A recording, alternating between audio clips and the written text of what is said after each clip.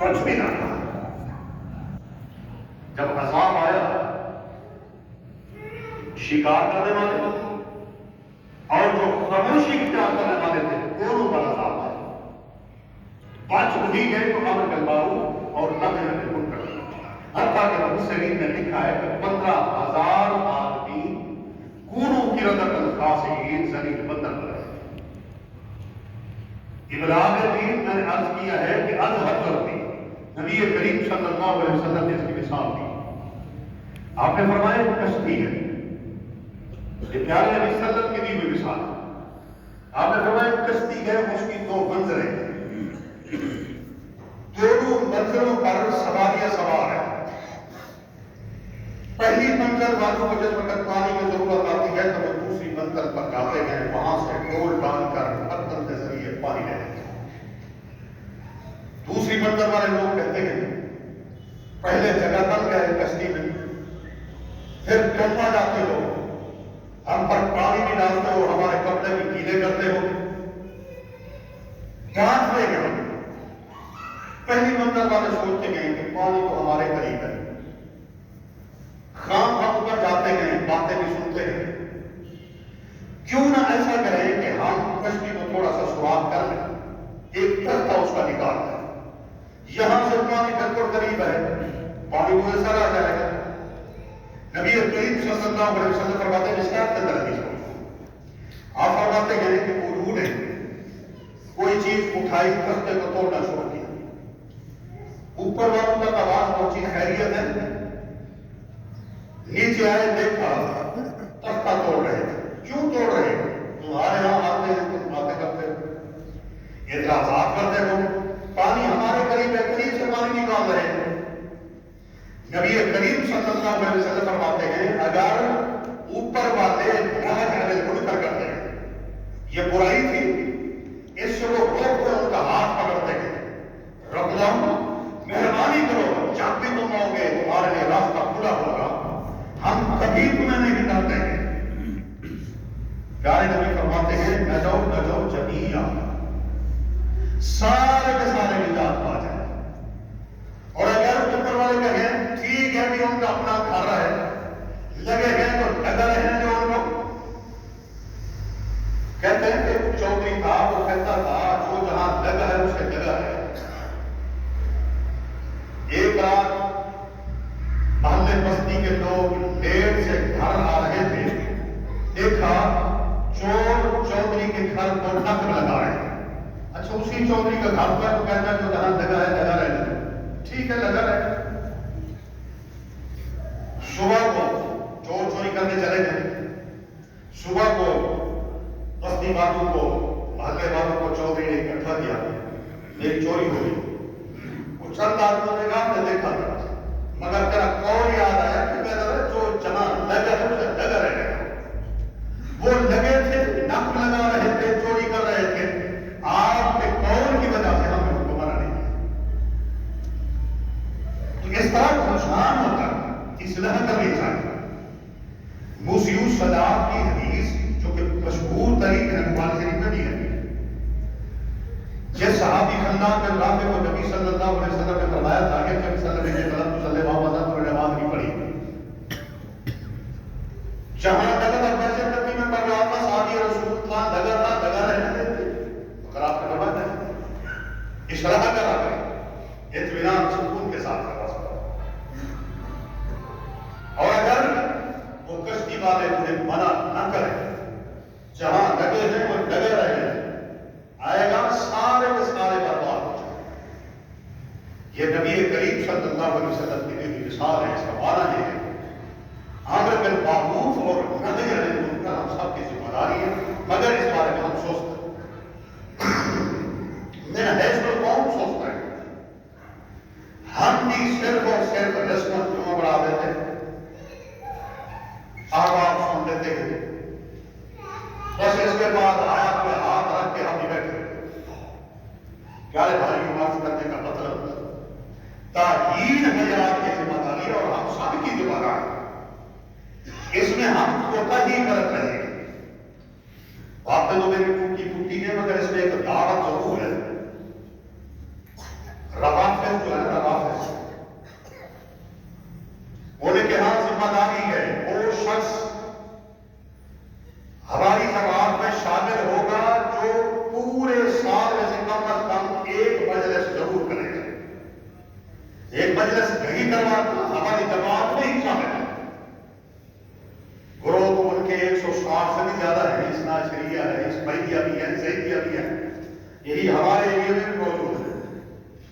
تو خیر یعنی سال میں وہ کہتے ہیں کہ ایک مجلس لازم اپنے گھر میں برکت تو ہوتی ہے، لیکن ہم تو قرآن حدیث پڑھنے والے لوگ ہیں تو ضرور بھی ضرور اہتمام کریں۔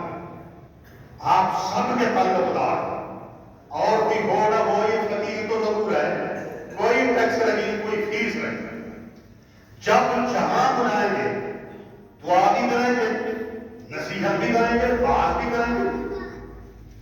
اسی طرح اور احباب مبلغین بھی موجود ہیں، ضروری نہیں کہ ہم رسمی مبلغین کو بلائیں۔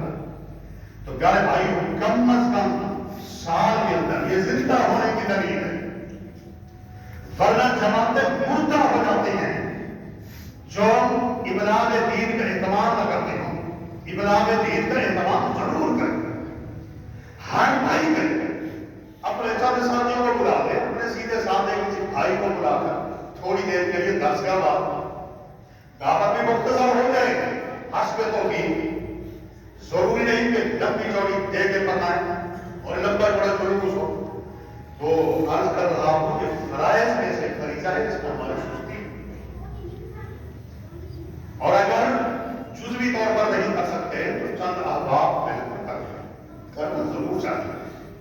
تو اس بارے میں ہماری سستی ہے کوئی بیدار کرنا مقصود ہے۔ دیکھیں قرآن کریم ہے، سب سے پہلے اللہ پاک نے اپنے رسول کو حکم دیا، پھر رسول نے امت کو حکم دیا۔ سنیے قرآن کریم، فرمایا یا ایھا الرسول بلغ ما انزل الیک من ربک وَإِن لَّمْ تَفْعَلْ فَمَا بَلَّغْتَ رِسَالَتَهُ۔ رب کائنات فرماتے ہیں یا ایھا الرسول، اے رسول امین محمد کریم صلی اللہ علیہ وسلم، جمعہ نہیں صلی اللہ علیہ وسلم پڑھ گیا یہ فرائض میں سے فریضہ ہے، اس میں سن بھی کرتے ہیں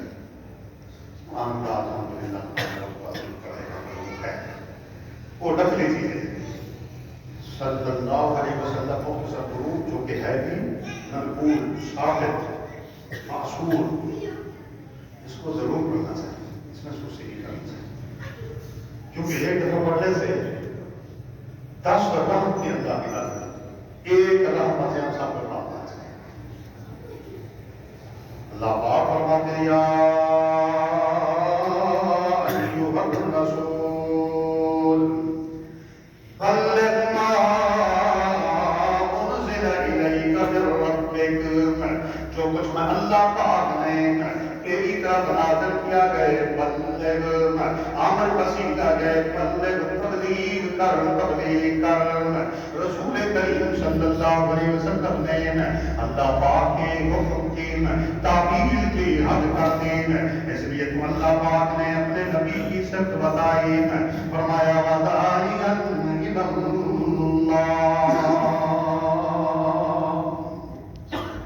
اللہ کی طرف دعوت دینے والا رسول، کبھی صفا میں دعوت دے رہا ہے، کبھی قبا میں دعوت دے رہا ہے، کبھی مروا میں دعوت دے رہا ہے، ایھا الناس قولوا لا الہ الا اللہ،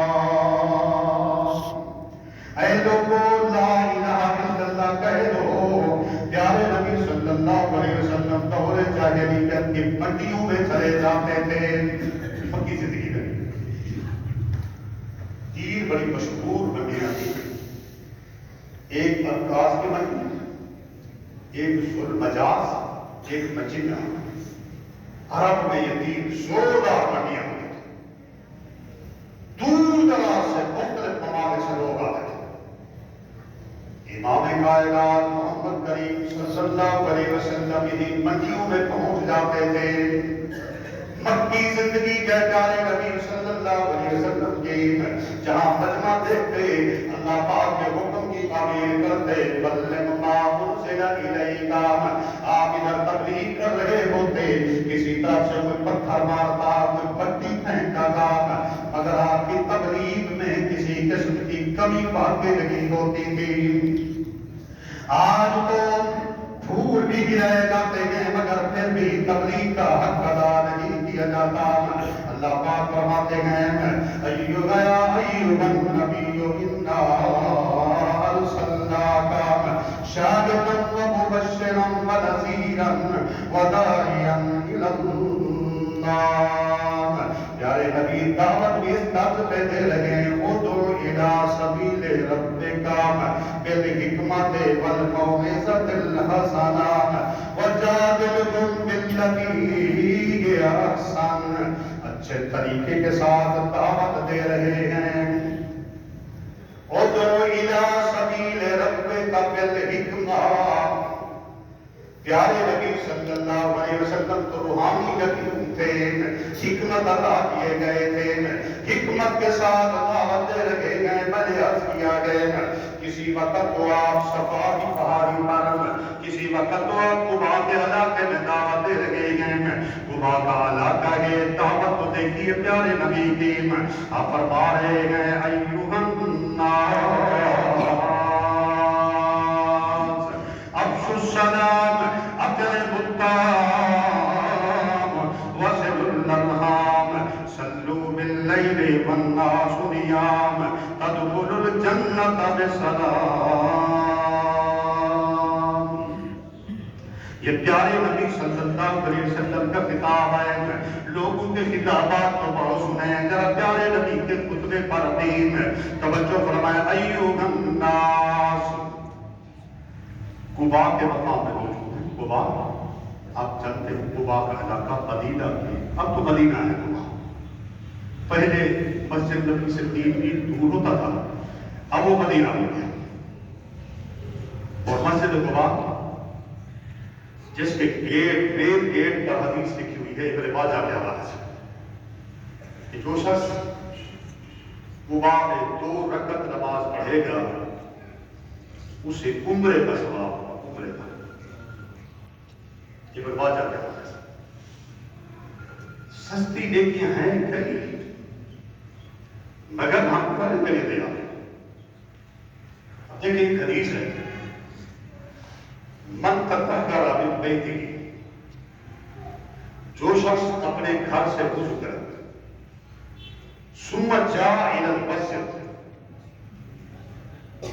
پھر مسجد کی طرف آئے, فَلَهُ اجر کاجر الحاج المحرم. مسلم شریف کی حدیث ہے. ایسے شخص کو رب کائنات اتنا اجر دیتے ہیں, اتنا اجر دیتے ہیں جیسا کہ احرام باندھ کر حج کرنے والے کو اجر و ثواب ہے. گھر سے وضو کر کے اہتمام کیا ہے. ٹھیک ہے مساجد میں اہتمام ہوتا ہے, مگر کوشش کریں نماز کے لیے جب بھی جائیں گھر سے رکھ کر کے فائدہ اتنا. اچھا وہاں کوئی جمعہ کی بات بھی نہیں ہے, مطلق کے طور پر نماز پڑھنے کے لیے جانا, اس کے لیے ثواب کتنے ہیں؟ احرام فَلَهُ اجر کاجر الحاج المحرم. احرام باندھ کر حج کرنے والے کو برابر ثواب ہے. حج کرنے والے کو کتنا ثواب ملتا ہے؟ قال النبی صلی اللہ علیہ وسلم من حج حجا مبرورا لیس له جزاء الا الجنہ. جو شخص حج مقبول کرتا ہے, یعنی ایسا حج جس حج کو رب کائنات قبول فرماتے ہیں, لیس له جزاء الا الجنہ, اللہ پاک حج مقبول کے بدلے بندے کو جنت عطا کرتا ہے. ایک حدیث. دوسری حدیث, جو شخص ایسا حج کرتا ہے جس حج کو رب کائنات قبول فرماتے ہیں, ایسا شخص جس کا حج قبول ہو گیا وہ گناہوں سے ایسے صاف اور پاک ہو گیا گویا کہ اسے آج اس کی ماں نے جنم نہیں دیا. تیسری حدیث, پیارے نبی صلی اللہ علیہ وسلم فرماتے ہیں جو حج مقبول کرتا ہے کان مغفورا لہ, اس کے لیے اللہ پاک کم ایڈوانس بخشش کا اعلان ہے. یہ صرف اور صرف کتنا ہر سے وضو کر کے بس نماز پڑھ. اور ایک اور حدیث ہے, کوئی شخص اگر صبح کی نماز پڑھ کر اسی جگہ بیٹھا ہے, ہمیں تو ہوتی ہے نا خارش, کرتے کیا ہے توجہ فرمائیں کہ اصلاح کرنے لگا ہوں. جس وقت سلام پھرتا ہے بالکل نمازی پیچھے ہو جاتے ہیں. بالکل نمازی کی جگہ کیا ہے؟ جہاں اس کے پاؤں ہیں، پاؤں کی جگہ سے لے کر سجدے والی جگہ تک یہ نمازی کی جگہ ہے۔ آپ جہاں بیٹھے گے، آپ نماز پڑھیں گے، آپ کے پاؤں سے لے کر سجدے والی جگہ تک یہ آپ کی جگہ ہے۔ اگر آپ بھیڑ محسوس کر رہے ہیں تو آگے ہو جائیں، کیونکہ سجدے والی جگہ تک یہ نمازی کی جگہ ہے۔ پیچھے ہونے میں ہو جائے تو دوسرے نمازی کی جگہ پہ جا رہے ہیں۔ اس کا فائدہ کیا ہوا؟ جب تک نماز والی جگہ پر، یعنی 5 وقت نماز پڑھنے کے بعد اسی جگہ پر آپ بیٹھے ہیں اور آپ ذکر اذکار کر رہے ہیں، جو بھی کر رہے ہیں، اس وقت تک رب کائنات کے فرشتے آپ کے لیے بخشش کی دعا کر رہے ہیں۔ اور ایک حدیث میں ہے، اگر کوئی شخص صبح کی نماز کے بعد بیٹھ جائے اپنی نماز والی جگہ جو میں نے سمجھائی ہے، وہاں بیٹھا ہے، ذکر اذکار کر رہا ہے، بیٹھا رہا حتیٰ کہ صبح سے نکل آیا، اس نے اشراق کی 2 رکعت پڑھی، نبی کریم صلی اللہ علیہ وسلم فرماتے ہیں اس سے عمرے کا ثواب رب کائنات ہے۔ شوق ہم سب کو ہے، اللہ ہم سب کو توفیق بھی دے حج کرنے کی، عمرہ کرنے کی، جس پر فرض ہے اس نے تو ہر حال کرنا ہے۔ حضرت عمر رضی اللہ عنہ فرماتے ہیں جس شخص پر حج یا عمرہ فرض ہے، اس کے بعد نہیں کرتا تو جس طرح مجوسیوں پر ٹیکس اور جزیہ لگایا جاتا ہے، ایسے شخص پر جزیہ اور ٹیکس لگا دیتا ہے۔ اللہ تبارک و تعالیٰ حج کا مسئلہ جس وقت قرآن کریم میں بیان فرماتے ہیں، آگے فرماتے ہیں فمن کفر فإن اللہ غنی عن العالمین۔ طاقت کے بعد جو شخص حج نہیں کرتا، لفظ بھی ایسے فمن کفر، یعنی طاقت کے بعد جو حج نہیں کرتا، فمن کفر، جس نے کفر کیا، فإن اللہ غنی عن العالمین، اللہ پاک کو اس کی کوئی پرواہ نہیں، یعنی جس پر فرض ہے ہر حال کا زندگی کو کوئی پتہ نہیں۔ ان لوگوں کو کتنا بڑا حساب، ایک پتہ چلا کہ فلاں ملک میں ایک حدیث ہے اس شخص کے پاس، بڑی تقدیر کی، ایک ملک سے دوسرے ملک کی طرف جا رہے ہیں، خوف یہ ہے کہ یہ اس کے پاس پہنچنے سے پہلے وہ نہ فوت ہو جائے یا میں نہ فوت ہو جائے، اس لیے جلدی اس کو حاصل، زندگی کا کوئی پتہ نہیں، طاقت اور حیثیت موجود ہے تو اس کی تقدیر کیوں لگی؟ عرض کر دیا جو طاقت کے بعد حج نہیں کرتا اس کو مجوسیوں کے ساتھ شامل کیا جاتا ہے، ان کی طرف ٹیکس اور چیزیں لگتا ہے۔ خیر، جس پر حج فرض نہیں ہے وہ اگر حج کرے گا، جس پر عمرہ فرض نہیں، فرض کا مطلب یہ ہے یعنی اس کے پاس استطاعت ہے، استطاعت کا مطلب یہ ہے کم از کم اتنا پیسے اس کے پاس موجود ہو، سفر خرچ بھی ہو، کرایہ بھی ہو، وہاں کی رہائش کا خرچہ بھی ہو، پیچھے بچوں کا بھی ہو، کم از کم اس دور میں جس شخص کے پاس 15 لاکھ موجود ہے اس پر حج فرض ہے۔ تو جس کے پاس اتنا مالیت ہے بھی نہیں، جی تو صدقہ چاہتا ہے، سبھی لوگوں کا بھی چاہتا ہے کہ ہم جائیں، بیت اللہ کو دیکھیں، زیارتیں کریں، رسول کا شہر ہے مدینہ کو دیکھیں۔ جس پر فرض نہیں وہ جائے گا تو نفل حج کا ثواب ہوگا، نفل عمرے کا ثواب، فرض ہی نہیں ہے، جب فرض نہیں ہے تو فرض کا ثواب کیسے ہے؟ نفل کا ثواب ہوگا، تو وہی نفل کا ثواب تو یہاں بھی مل رہا ہے، لینے کے لیے تیار نہیں، جیسا کہ میں نے ابھی سے سنا ہے۔ تو خیر پیارے بھائیوں، واپس آتے گئے یہ بات ٹھیک نہ ہو جائے اور پھر ہمارے علماء وہ لوگ گمراہ جاتے ہیں۔ تو امر بالمعروف نہی عن المنکر از حد ضرور، قباء کی بات آئی، اس کے بعد آگے نکلے تو قباء کے علاقے میں نبی صلی اللہ علیہ وسلم باز کر رہے تھے، دعوت دے رہے تھے، دعوت دے کے ہمارا رسول عالم یہ رسول ہے، انٹرنیشنل رسول ہے، لفظ بھی ایسے ہیں، ایشو الناس ہے، پوری کائنات ہے، سامعین تو جو تھے سو تھے، مگر ایسی آوازیں اللہ پاک بسا اوقات پہنچا بھی دیتے ہیں۔ ابراہیم علیہ السلام کو حکم و اذن فی الناس بالحج، قرآن کریم، اذن فی الناس بالحج، اے ابراہیم بیت اللہ بن چکا ہے، اب لوگوں میں حج کا اعلان کر، اذن فی الناس بالحج، لوگوں میں حج کا اعلان کر، یا اللہ ذرائع ابلاغ نہیں، یہاں آدھی غیر کی ذرہ میں میری آواز کہاں تک جائے گی؟ رب کائنات نے فرمایا پیارے ابراہیم آپ اعلان تو کریں، آپ کے اعلان کو ہر چیز روح تک پہنچانا اللہ پاک کا کام ہے۔ ادھر اعلان کیا حتیٰ کے بعد مفسرین نے اس حد تک لکھا جو ہی اعلان کیا کائنات کے سارے لوگ لبیک اللہم لبیک لا شریک لک لبیک ان الحمد والنعمت لک والملک لک لا شریک لک لبیک تلبیہ ہوا۔ اللہ نے پیغام پہنچا دیا، عالمگیر الفاظ اور کہتے ہیں ایھا الناس ہے پوری کائنات۔ اب ذرائع ابلاغ عام ہو چکے ہیں، اب وہ الفاظ پہنچ چکے، اسی وقت کے بھی اللہ نے پہنچا دیا۔ ہر شخص کے دل میں ہر پیغام پہنچا، ہر شخص عزیز اب تک۔ ایک بھائی نے پوچھا اس سارے کام بھائی جانے بھائی بیت اللہ کا طواف، سارے کام بھائی جانے بھائی بیت اللہ کا طواف بھائی جانے کیوں ہے؟ میں نے بس صحیح حکمت کو کہیں قرآن و حدیث میں موجود رہی جو سمجھ آتی ہے۔ بھائی جانے چونکہ دل ہے، دل بیت اللہ کے ساتھ لگا رہتا ہے، طواف کرتا رہتا ہے، بھائی جانے کا چکر ہوتا ہے، تو ایسا لگ جاتا ہے جو لوگ کہیں گئے ٹھیک ہے ان کے دل میں بھی گئے کہ اللہ ان کو لے جائے آمین، اللہ سب کو توفیق عطا فرمائے۔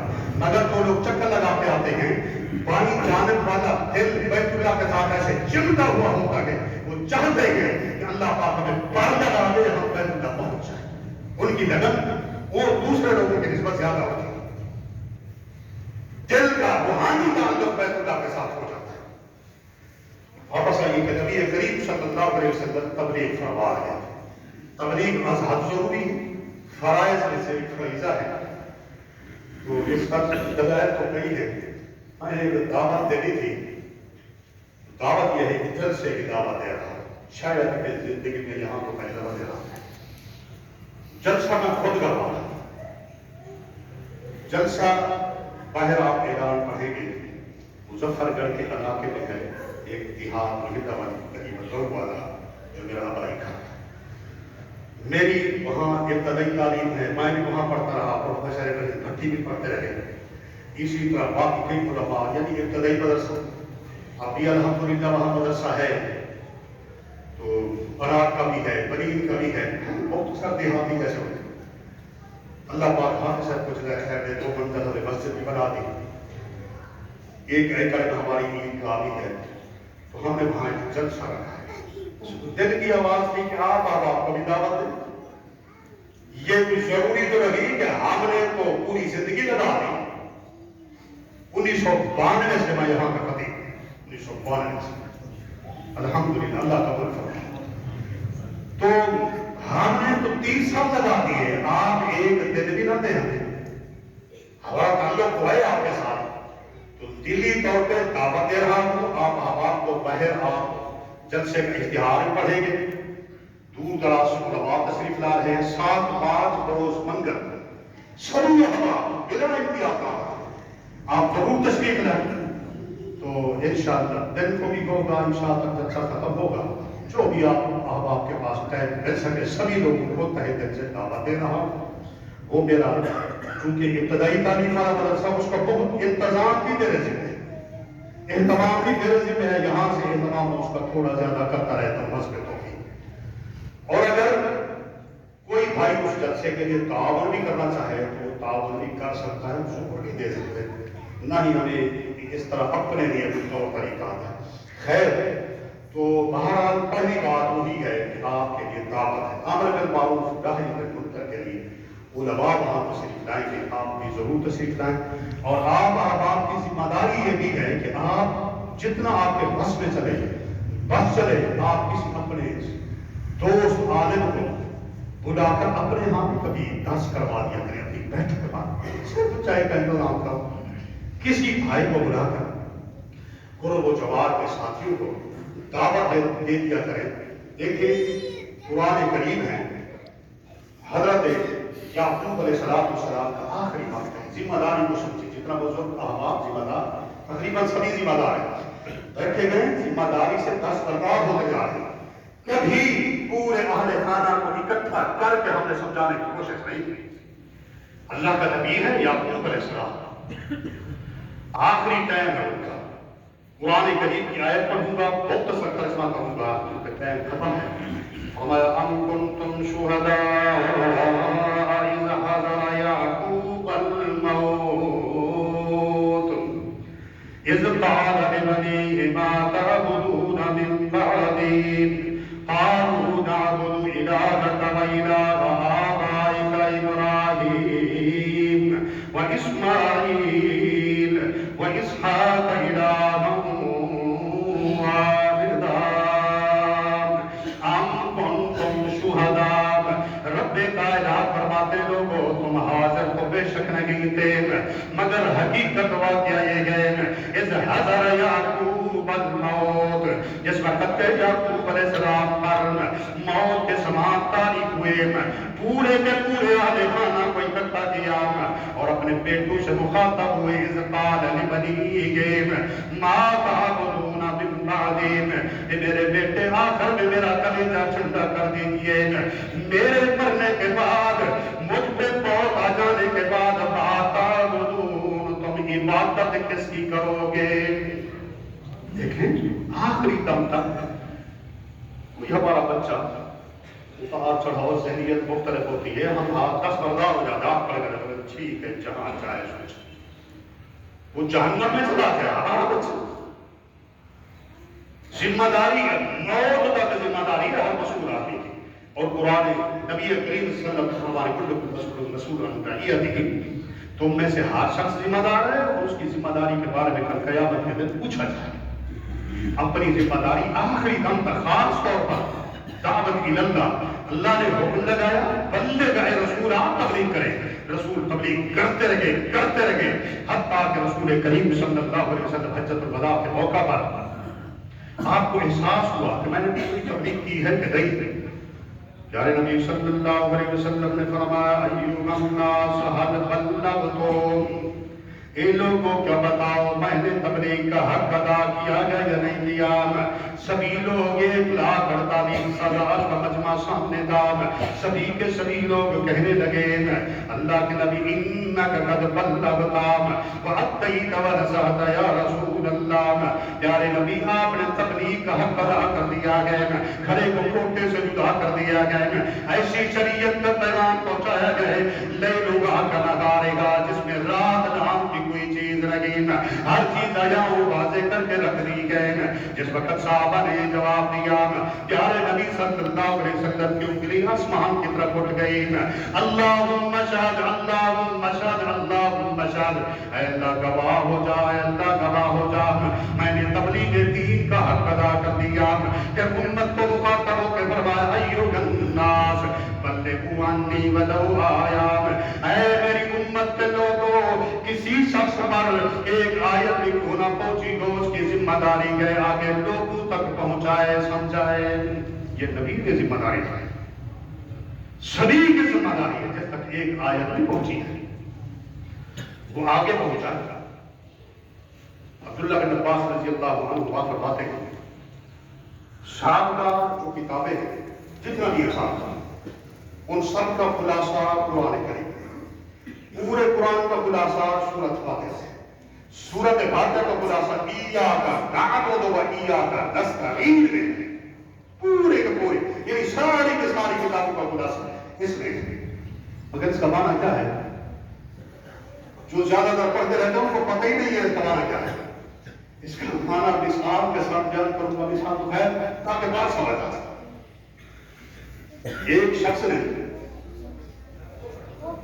اپنی بیوی سے کہا، ٹھیک ہے جائز بات توجہ کرو، انا احبک، کہ میں تم سے محبت کرتا ہوں. وہ ناراض ہو، کیوں؟ اس کا مطلب احبک کہ تو مجھ سے محبت کرنا، اس کا مطلب یہ ہے میرے علاوہ کسی اور سے بھی تیری محبت ہے. تو کہے ایاک احبک کہ میں صرف تجھی سے محبت کرتا ہوں. ایاک جب کہا نا نعبد ہم عبادت کرتے ہیں، ایاک نعبد صرف اللہ ہی کی عبادت کرتے ہیں، کسی اور کی عبادت پر سوچ نہیں سکتے. تو یہ آیت سب تک پہنچ چکی اور عبادت کیسے کرنی ہے. لقد كان لكم في رسول الله اسوة حسنة نبی کریم صلی اللہ علیہ وسلم ہے. اس طرح کی باتیں پڑھو کہ خلاصہ بات یہ ہے ایاک نعبد و ایاک نستعین. اس کی تفسیر آپ پڑھیں, ابن کثیر کے حوالے سے پڑھیں, اصل البیان سے پڑھیں, مختلف قسم کی تفسیریں جیسی بھی لکھی ہوئی وہ آپ وہاں سے پڑھیں, پھر لوگوں تک سمجھائیں. آپ فرماتے کسی تک ایک آیت میں پہنچی اس کی ذمہ داری آگے پہنچائیں. اللہ آپ سے دعا ہے اللہ پاک